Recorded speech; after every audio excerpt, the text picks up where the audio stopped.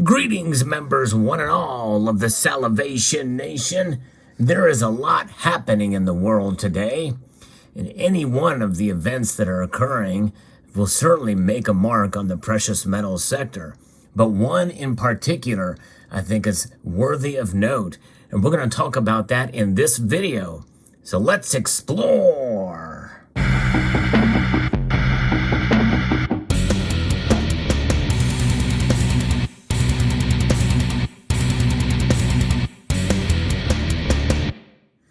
Most of us know that the day-to-day movement of prices of gold and silver are mainly directed at the strength of the dollar compared to other currencies around the world, especially those measured by the International Monetary Fund.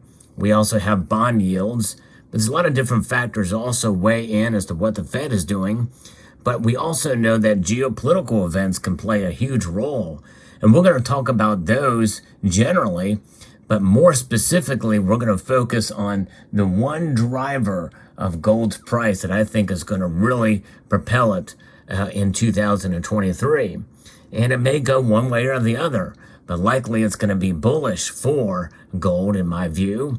Many people talk about how there is a tie-in with gold to oil. And we know that that is something that has been talked about and has been analyzed in the past. But we're going to talk about energy generally with gold, and that is where we are at now. We know that there is an ever-increasing conflict with Russia and the West in general, but we know that after Russia invaded Ukraine, there has been, a lot of sanctions in terms of energy and the like, and there's been a lot of growing tension as of late, especially with the Nord Stream pipeline that has been sabotaged by somebody. We don't know exactly who. Everybody's pointing the finger there. Regardless, there are rising tensions in that area, and winter is coming. Winter is the time where most people feel that we're going to see increased prices for energy, especially in Europe and also here in the United States as well. And so that is why we could very well see these rising energy costs having an effect on the economy in general, because that's going to propel inflation, I think, higher. Already, gas prices are starting to creep back up again for a myriad of different reasons, complicated by the latest hurricane in Florida.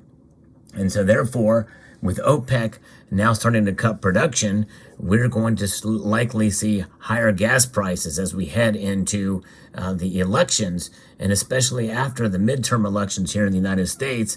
More than likely, we're going to see those continue to rise. With those elections out of the way, more than likely, there things are going to start happening in rapid succession without the constraints of the elections and also the oil reserves here in the United States. And we know there's a lot of different things and factors that play into consumer confidence and the like. Whenever consumers don't have that confidence because of their money's tied up in trying to meet their energy needs and energy bills, that means that likely we're going to see more uncertainty in the economy and maybe even a deeper recession from where we are at right now. Right now we are in a technical recession, but it's barely in one.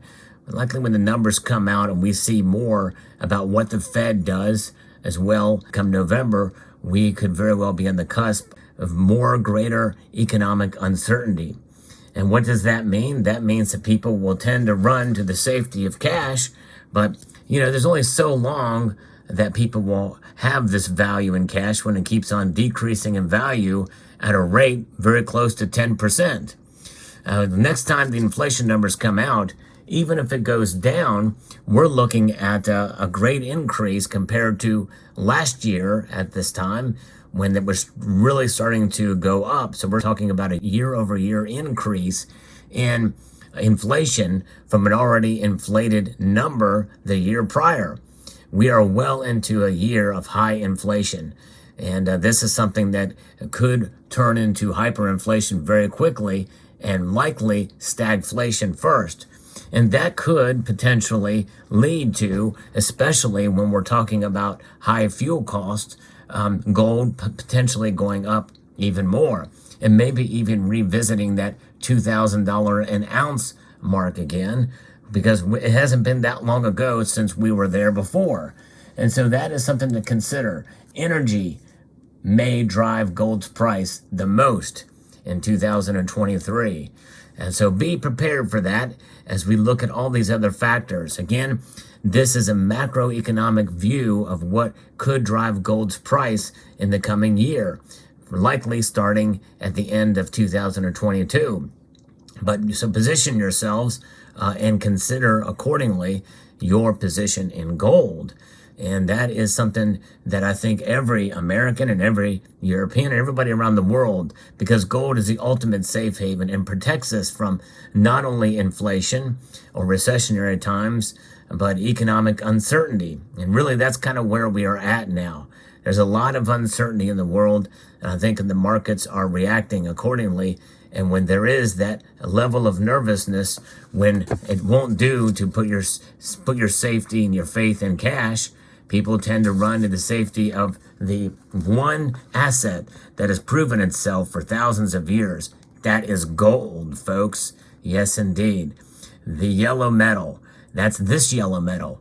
Now, in the sponsored portion of the video, we're going to be talking about another yellow metal that I think folks should consider here, because 20% of U.S. homes are powered by nuclear energy.